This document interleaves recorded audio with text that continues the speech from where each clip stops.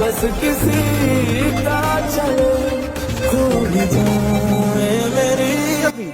উনি কে? ওনারা এইভাবে ধরে নিয়ে আসছেন কেন? আমি তিথি। সে আমাকে বিয়ে করার কথা বলে আরেক মেয়েকে বিয়ে করতে যাচ্ছে। আশ্চর্য কথা, একটা মানুষ তার পছন্দে বিয়ে করে তার ভালো লাগে না, এই জন্য অন্য কোথাও বিয়ে করতে যাচ্ছে, তাই বলে আপনি এভাবে ধরে নিয়ে আসবেন?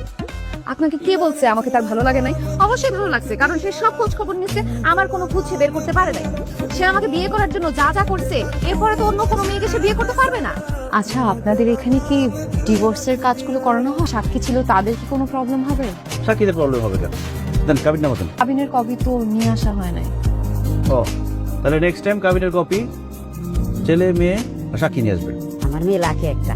আপনার ছেলের বউ হয়ে যদি আপনার ঘরে যায়, তাহলে আপনি ছেলের বউ না, মানে নিজের মেয়ে পাবেন, একটা নিজের মেয়ের মতো একটা লক্ষ্মী বউ পাবেন আপনি। আলহামদুলিল্লাহ।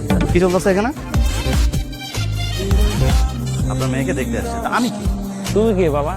তোমাকে তো চিনলাম না। হ্যাঁ, তোমাকে তো চিনলাম না। এই কথা বলার জন্য আসছি। আমি আপনার মেয়ের বয়ফ্রেন্ড। হ্যাঁ, আসছেন, খাওয়া দাওয়া করেন, চলে যান। এই মেয়ে বিয়ে করে আমি এখানে খাইতে আসি নাই। অসম্ভব, চলো সবাই। আমি খোঁজ খবর নিছি, তা তুই তো অনেক ভালো, তুই নিজে খোঁজ খবর নিলেও সেই টাকা থাকার দরকার নাই, আমি চলে যাই। কিসে পড়ো? বিবিএ করছি, 4th ইয়ার। আপনি? আপনার সাথে আমার কথা আছে, আসেন। ওই জমা ওই যে আমাদের ওই দিকে একটা বারান্দা আছে। আপনি কি বলছেন? তখন থেকে আমি বিয়ে করছি, ডিভোর্সের জন্য আসছি। আমি আমার নিজের বিয়ের ডিভোর্সের জন্য যাই নাই। আমার বান্ধবী বিয়ে করছে, ওর ডিভোর্সের ব্যাপারে কথা বলতে গেছিলাম আমি। আমাকে সব বান্ধবীর গল্প শোনায় লাভ নাই। বিয়ে তো দূরের কথা, আমি জীবনে প্রেম করি না, আমার জীবনে কোনো বয়ফ্রেন্ড ছিল না। দেখেন, আপনি যে কোনো ভাবে খোঁজ খবর নিয়ে দেখেন, আমার সম্বন্ধে খোঁজ খবর নেন, আমার কোনো কিছুতে কোনো সমস্যা নাই। প্লিজ ফোন লাগবে না? এই যে আমার ফোন। হ্যাঁ, আমার ফোন। কোথায় চুক্তি আছে কিনা বলে বাবা, প্রক্রিয়া চলমান, মোবাইল ঘাটাঘাটি চলতেছে, কাগজপত্র চেক করতেছি, কিন্তু এখন যে টেস্ট হবে সেটা হচ্ছে ফাইনাল টেস্ট। এই ফাইনাল টেস্টের আগে তুমি কিছু জানাতে পারবে না তাদের। ফাইনাল টেস্ট এটা কি?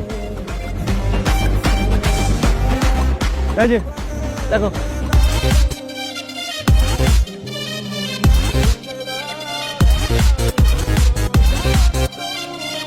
মাত্রা অতিরিক্ত। আমার বিয়ে একটা, আমি বিয়ের পরে কোনো আফসোস করতে চাই না। আমার বিয়ের পরে আমার লাইফ রিস্কে চলে যাবে, এই কাজ আমি করতে পারবো না।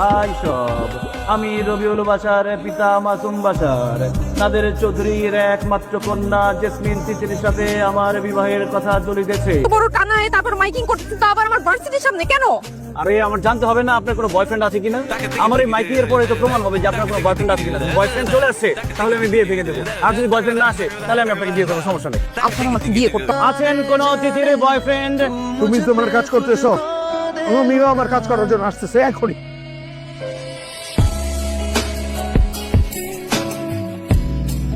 কথা বলতেছি। কি হয়েছে? কিরে মা, কি হয়েছে? কি হয়েছে? কিরকম একটা ছেলের সাথে আমার বিয়ে ঠিক করলো বলো তো বাবা? এই যে এই ছেলেটা জানো কি করছে?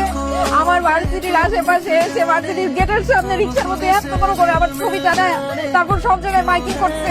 আশেপাশে আমার ফ্রেন্ড সার্কেল, আমার পরিচয় যারা আছে সবাই হাসাহাসি করছে। এই পোলা তো আমার বাড়ির সামনে এসে তার নামে মাইকিং করে গেছে। আমি তো শুই না, লাঠি নিয়ে এটা ধাওয়াইছি, ধাওয়াইয়া ওই মোড় পর্যন্ত নিয়ে গেছে। যদি ধরতে পারতাম তাহলে তো পিঠে হাঁটি গুটি সব ভাঙিয়ে দিতাম। আমি এটাকে আমরা দেখে আসলাম, তোমাকে দেখাইলাম না তার পোস্টার বানায় আমি মাইকিং করতেছি। মাইকিং করার 3 দিন পরেও কেউ প্রেমিকের দাবি নিয়ে আসে নাই, হাজবেন্ডের দাবি নিয়ে আসে নাই। তার মানে কি মেয়েটার ক্যারেক্টার ভালো।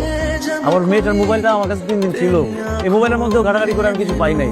আমার মেয়ের বাবার কথার সাথে কাগজের মিল আছে, সার্টিফিকেট নিয়ে সব ঠিকঠাক আছে।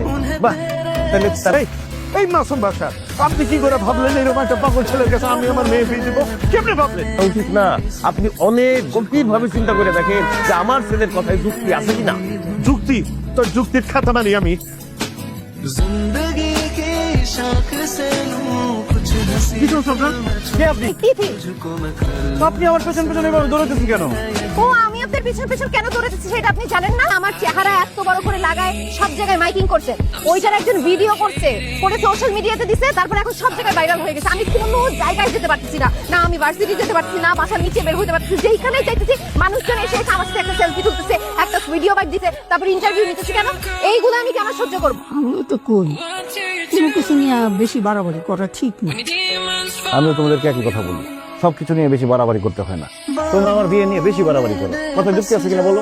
এই শোন, सीने আমার বন্ধু তোর পাগলামির খবরও জানে, তোর যে মাথায় সিট আছে তাও জানে। এইসব জানার পরেও সে তার মেয়েরে তোর সাথে বিয়ে দিতে রাজি হয়েছে। আগামীকালকে বিয়া। মেয়েকে আমার সাথে দাদাবাজি করতে হবে না? দেখা গেল বিয়ের পর মেয়ের প্রেমিক চলে আসছে, তো প্রেমিকার মেয়ে বলে তো আমার গলা কেটে দিবে। কথা যুক্তি আছে কিনা বলো? এই, কি করছিস? পরে কিন্তু দুটাই ঘর ছেলের বিয়ে করে নিয়ে যাইতেছিলাম, হঠাৎ কইরা যে অপরাধ করছে এটা কিন্তু খুব মারাত্মক অপরাধ। এটা